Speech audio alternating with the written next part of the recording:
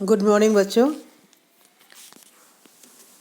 आजकल जो भी तुम्हें चैप्टर्स पढ़ाए जा रहे हैं रिवीजन के तौर पे, उसके पीछे पर्पस यही है कि जो चैप्टर तुमने पहले ही पढ़ रखा है और चूँकि तुम लोग अभी घर पर हो, ऑनलाइन क्लासेस चल रही हैं, तो इसका रिवीजन क्लास में बार बार नहीं हो पा रहा है। अदरवाइज़ क्लास लगती थी तो हम लोग वीक में 1-2 बार तुम्हारा रिटन टेस्ट लेते थे या ओरल लेते थे, तो इससे कई पाठों का रिवीजन अपने आप हो जाता था। इसी ज़रूरत को समझते हुए हम लोगों ने उन पाठों को फिर से तुम्हें पढ़ाना स्टार्ट किया है जो तुम ऑलरेडी पढ़ चुके हो। कोर्स तुम्हारा कंप्लीट है ही, प्री बोर्ड में तुम्हारा पूरा कोर्स आया ही था, तो कोर्स तो कंप्लीट है ही, लेकिन दोबारा चैप्टर्स को रिवाइज कराने के पीछे पर्पस यही है कि एक बार फिर से तुम उनको कुछ बातें जो तुम नहीं समझ पाए हो या तुम्हारे ध्यान से उतर गई हैं, उनको तुम फिर से समझ सको। तो इसी संदर्भ में मैं आज तुम्हें काले मेघा पानी दे, जो धर्मवीर भारती का लिखा हुआ पाठ है, इसका सारांश तुम्हें बताने जा रही हूँ। बच्चों, ये लाइन बहुत जानी पहचानी है, काले मेघा पानी दे, और धर्मवीर भारती अपने आप में बहुत ही प्रसिद्ध नाम है। गुनाहों का देवता इनका उपन्यास बहुत पॉपुलर हुआ था और इस पर हिंदी फिल्म भी बनी है। तो जो काले मेघा पानी दे पाठ है, उसकी विधा जो है वो संस्मरण है, सम्यक स्मरण। मैंने पहले ये बताया है कि बीती हुई बातों को जब हम याद करते हैं दोबारा, तो याद तो सभी करते हैं, बड़ी नेचुरल सी बात है ये, लेकिन उन बातों को जो लिख ले वो से हम संस्मरण कहते हैं। तो काले मेघा पानी दे धर्मवीर भारती के द्वारा लिखा गया संस्मरण है।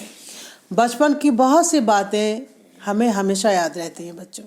इन्हीं बचपन की बहुत सी बातें याद हैं, उन बातों के पीछे क्या तर्क है, क्या विश्वास है, इसको इसने बताने की उन्होंने कोशिश करी है।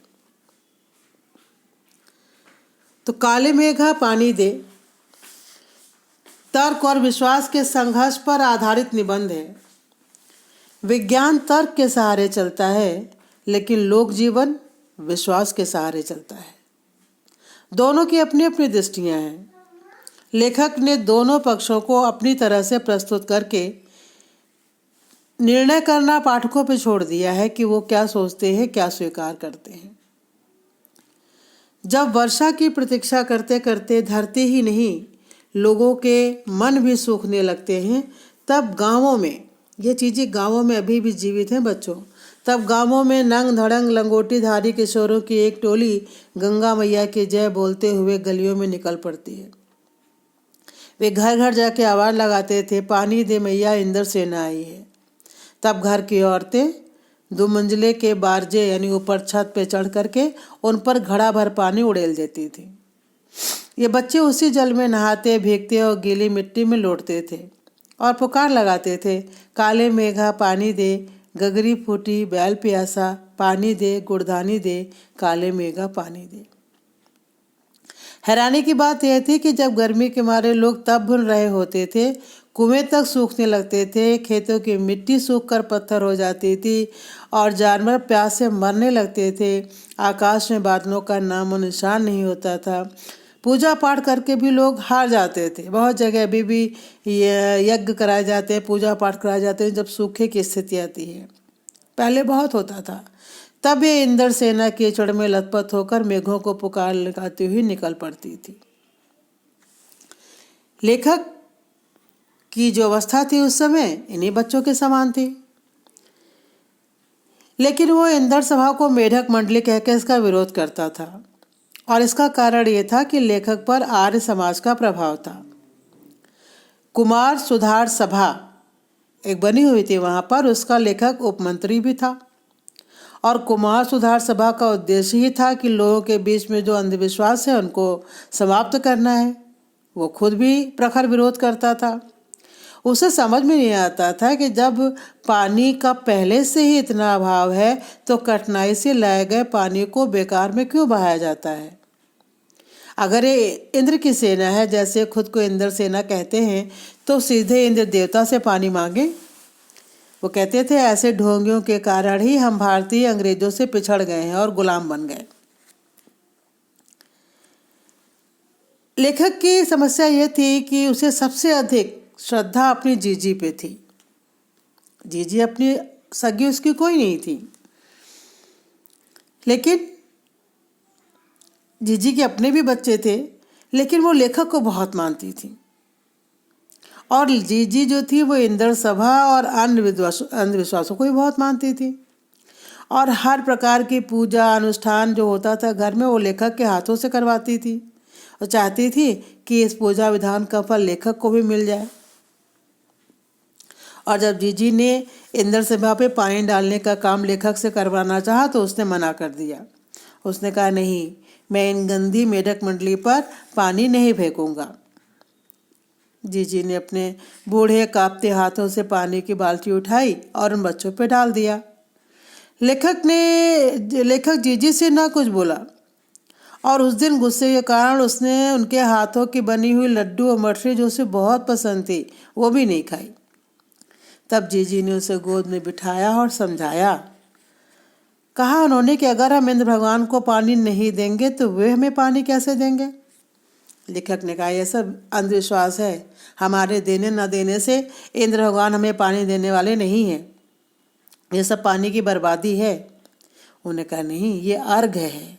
पूजा के समय सवेरे तुम 1 लोटा जल भगवान को चढ़ा देते हो, ये मान करके कि तुमने भगवान को चढ़ाया।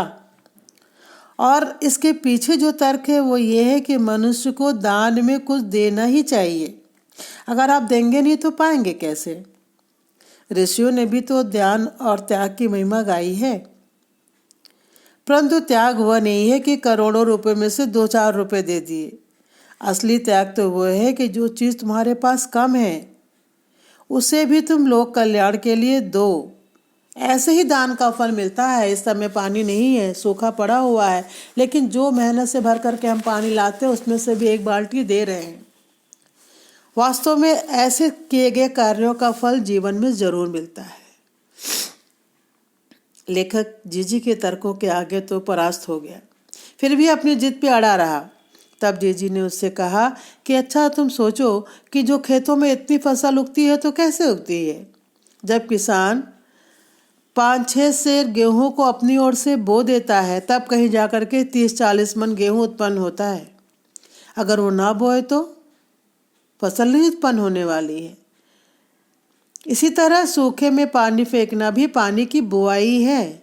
हमें पानी गली में बोएंगे तो बादलों की फसलें आ जाएंगी। पहले खुद कुछ दो, तभी देवता उसे चौगना करके लौटाएंगे।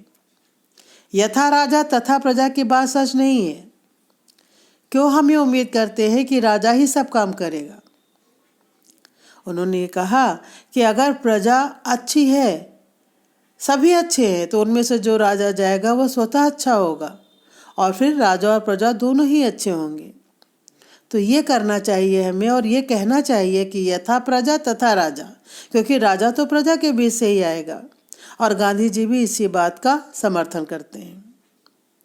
लेखक कहता है, इस घटना को बीते हुए 50 वर्ष हो गए हैं, पर उसके मन में बार बार ये प्रश्न आता है कि हम लोग देश के लिए क्या करते हैं। हम मांगे तो बड़ी बड़ी करते हैं, किंतु उसमें त्याग का नामो निशान नहीं होता है। हम भ्रष्टाचार की बातें तो करते हैं, किंतु स्वयं उसमें लिप्त हैं। काले मेघा पानी बरसाते हैं, पर गगरी फूटी की फूटी रह जाती है, बैल प्यासे रह जाते हैं, जाने ये दशा कब बदलेगी। इस तरह से लेखक ने अपने संस्मरण में ये बताने की कोशिश की है कि अंधविश्वास के नाम पर हर चीज़ें खराब नहीं है। कुछ चीज़ों के पीछे जो उद्देश्य है वो बहुत ही अच्छे हैं।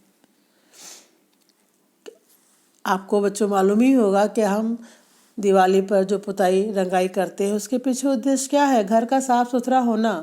रोज़ थोड़ी बहुत सफाई होती है, लोगों के पास समय नहीं है, लेकिन दिवाली के नाम पर रंगाई पुताई हो जाती है कि लक्ष्मी आएंगी। किसी से कहा नहीं जाता, लोग स्वतः करते हैं। वैसे ही होली के समय चौराहे पे आपको लकड़ियाँ इकट्ठी दिखाई देंगी, बसंत से डाल दी जाती है और वो होलिका दहन के नाम पे जलाई जाती है। एक कहानी भी प्रचलित है कि होलिका प्रहलाद को लेकर बैठी थी, क्योंकि होलिका को वरदान था कि वो आग से मरेगी नहीं, लेकिन हुआ उल्टा, वो मर गई और प्रहलाद जीवित रह गया था। तो आज भी आप इसे अंधविश्वास कह सकते हो, जगह जगह ये होलिका दहन होता है, लेकिन उसके पीछे जो रीज़न है वो क्या है कि जो हमारा क्लाइमेट है वो बसंत के बाद से साफ सुथरा हो जाए, इसलिए हर चौराहे पे आपको आग जलती हुई दिखाई देती है। अगर ये कहा जाता है कि हमें वातावरण को शुद्ध करना है और जगह जगह चौराहे पे लकड़ी इकट्ठी करो, कोई नहीं करता, लेकिन धर्म के नाम पे, आस्था के नाम पे ये चीज़ें बड़ी आसानी से हो जाती हैं। उसके कहने के लिए हमें फोर्स नहीं करना पड़ता है कि आप ऐसा करिए।